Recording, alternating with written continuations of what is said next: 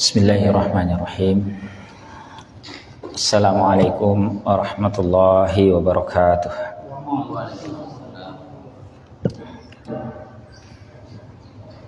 Alhamdulillah, wassalatu wassalamu ala rasulillah wa ala alihi wa sahbihi wa mawalah, wa la hawla wa la quwwata illa billah. Asyhadu an la ilaha illallah wahdahu la syarika lah, wa asyhadu anna Muhammadan abduhu wa rasuluhu la nabiyya wa la rasula ba'dah. Ikhwafillah rahmatullahi alaikum. Alhamdulillah, pada kesempatan malam hari ini kita kembali melanjutkan ulasan kita di dalam kitab Riyadhus Shalihin min kalami Sayyidil Mursalin, masih di bab yang keempat, bab tentang as-sidq. An Abi Khalid, dari Abu Khalid, ya. Siapa Abu Khalid ini? Hakim bin Hizam radhiyallahu anhu. Ini sahabat Hakim bin Hizam radhiyallahu anhu. Ya. Ini termasuk salah satu sahabat dari suku Quraisy, ya, dari Al-Qurashi Al-Asadi. Dan istimewanya sahabat ini, dia lahir di Ka'bah. Ya, ini salah satu sahabat yang unik, ya, lahirnya itu di Ka'bah. Dia termasuk sahabat yang masuk Islam pada penaklukan kota Mekah, ya, hampir bersamaan dengan masuknya Abu Sufyan. Abu Sufyan itu kan malam hari sebelum Fatu Mekah. Kalau sahabat ini, ya, Abu Khalid ini atau Hakim bin Hizam itu masuk Islamnya pada saat peristiwa Fathu Mekah. Dan dia termasuk sahabat yang ini yang disebutkan, ya, bahwa dia mulia saat masih kafir sebagai pemuka Quraisy. Saat dia masuk Islam juga termasuk orang yang mulia, ya. Dia orang yang dermawan, ya. Jadi terkenal kemuliaannya di masa jahiliyah, dan di masa Islam pun juga demikian.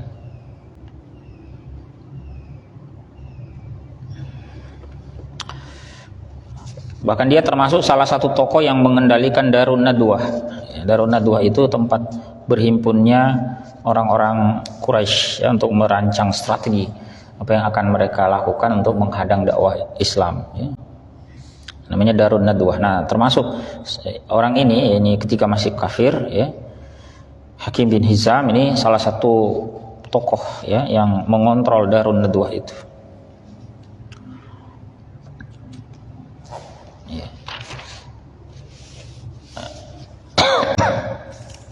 Sebagaimana juga sahabat sebelumnya, yakni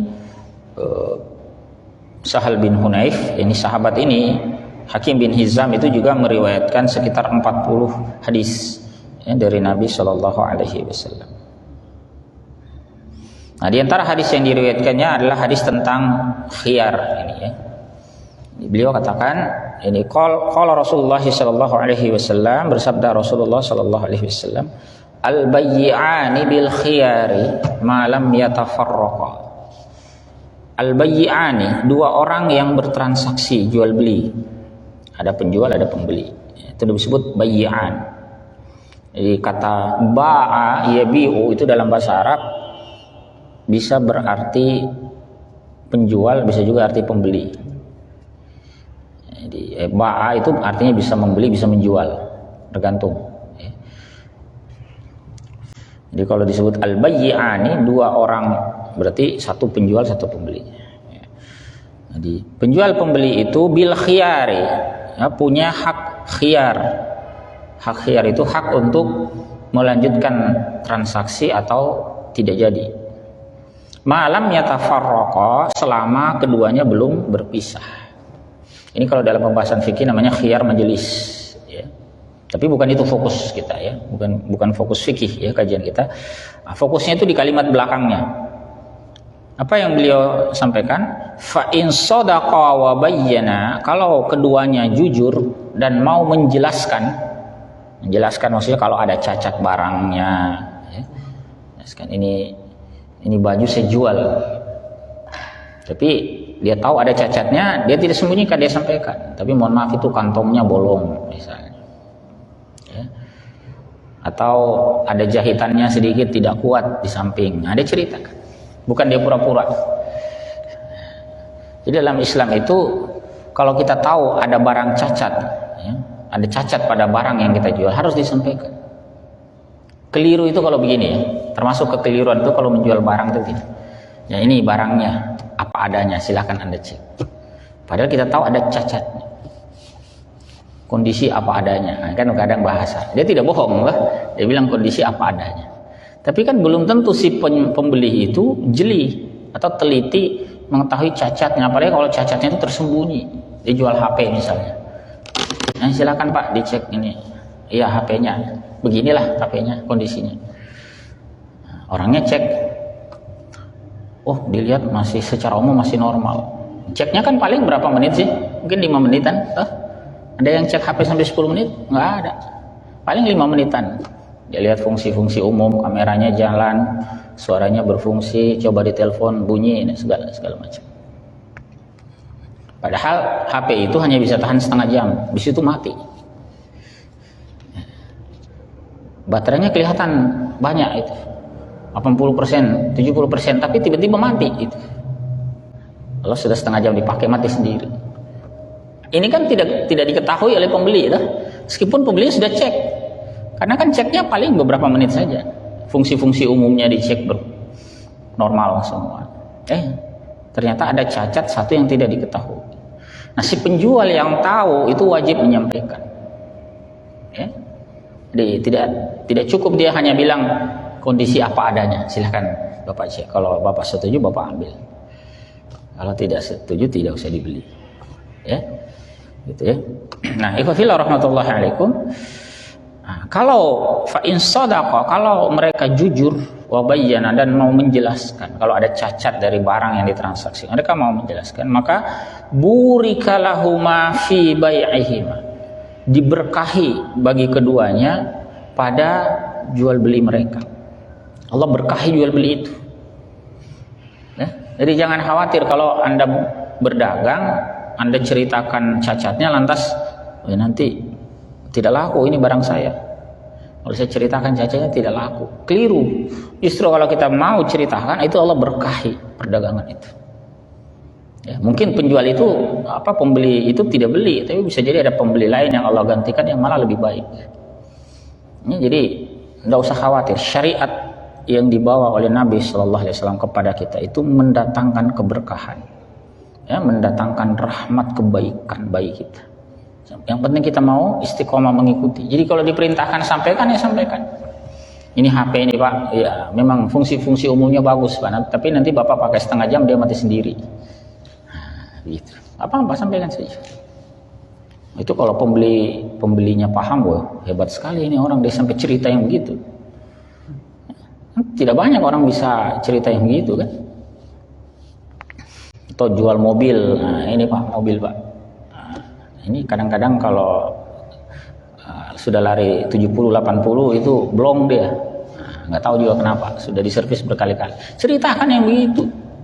Ya. Jangan dipoles bagus semua, giliran mau dijual dipoles semua, ya, diservis yang bagus, dipasang AC-nya, pokoknya dilengkapi lah. Tapi tidak diceritakan cacatnya. Jadi kalau ada cacatnya sampaikan, ya. Jangan khawatir orang akan pergi, ya. Kalaupun pergi ada pembeli lain yang Allah gantikan, ya. Prinsipnya begini, kita itu meninggalkan sesuatu karena Allah ganti dengan yang lebih baik, ya. Jadi jangan khawatir, tidak perlu berkecil hati. Justru kalau kita sembunyikan, kita tutup-tutupi, itu Allah cabut keberkahan. Nah, kalau sudah dicabut, wa in kadzaba wa katama muhiqat barakatu bai'ihim. Kalau mereka berdusta, menutup-nutupi, justru apa? Dihilangkan keberkahan jual beli mereka. Hilang jual belinya, buat keberkahannya. Laku barangnya, tapi berkahnya dicabut. Nah, kalau berkah dicabut bagaimana? Sama dengan harta yang lain. ketika harta kita dicabut keberkahannya oleh Allah Ta'ala, maka harta itu alih-alih mendatangkan kebaikan malah mendatangkan keburukan. Meskipun dia banyak, Allah cabut berkahnya, tidak mencukupi harta itu bagi kita, bahkan mendatangkan keburukan. Sebaliknya, kendati harta itu sedikit, namun Allah berkahi, maka dia akan mencukupi, bahkan kebaikannya terus bertambah. Ya. Ini pentingnya ya, kita memperhatikan tuntunan-tuntunan Nabi Shallallahu Alaihi Wasallam dalam beraktivitas, termasuk dalam jual beli. Sikap sidq dalam jual beli itu wajib kita miliki. Ya. Kalau jual buah, ya, manis Pak, manis ya. Ada, ya kalau ada kecutnya sampaikan. Ada, ya tidak manis juga, ada kecutnya juga Pak.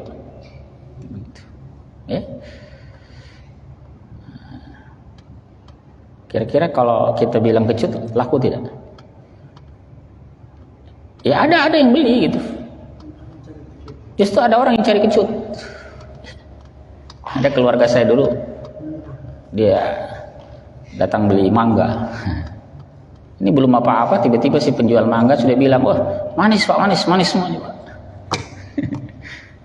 Keluarga saya bilang, apa? Bukan, saya cari yang kecut.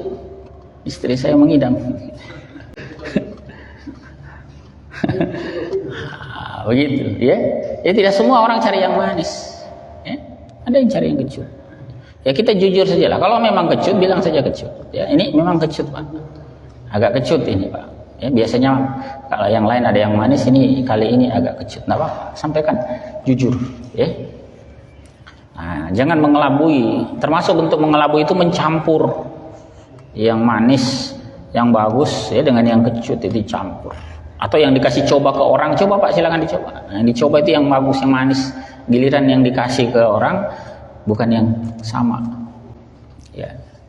Nah, itu bentuk pengelabuan. Allah cabut keberkahan. Dia jual beli yang seperti itu. Bisa jadi kita dapat secara nominal materi, dapat, tapi tidak ada berkahnya, buat apa? Malah jadi penyakit yang begitu.